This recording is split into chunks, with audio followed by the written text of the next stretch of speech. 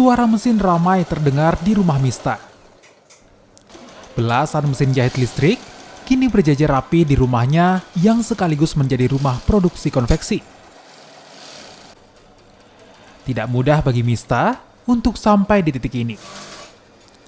Ia sebelumnya hanya penjahit rumahan berbekal 2 mesin jahit tradisional dengan penghasilan yang tidak menentu. Usahanya makin berkembang setelah mendapat bantuan 22 unit mesin jahit listrik dari PT PLN Persero, unit induk wilayah Sulsel Rabar. Jika sebelumnya Mista hanya melayani perorangan, dengan UMKM Cendekia Konveksi, kini mampu melayani pesanan dari sejumlah instansi seperti sekolah. Selain cepat, pengoperasian mesin jahit listrik juga lebih mudah.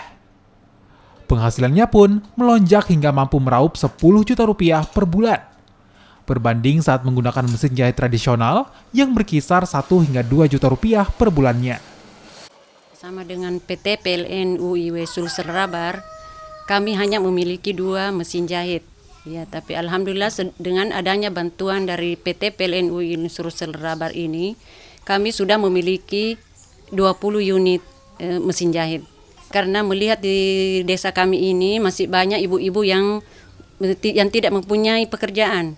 Ya, makanya dengan pemikiran kami buka usaha ini dan merekrut para ibu-ibu yang ada atau mempunyai bakat menjahit.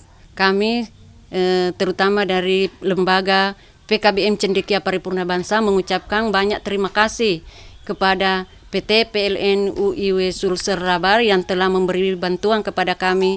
Mudah-mudahan bantuan ini dapat kami manfaatkan, terutama kami semua dan kepada ibu-ibu yang ada di Sinjai Selatan ini. Alhamdulillah dengan adanya kegiatan ini, kita sebagai ibu rumah tangga lebih meningkatkan lagi taraf hidup kita. Istilahnya menambah penghasilan.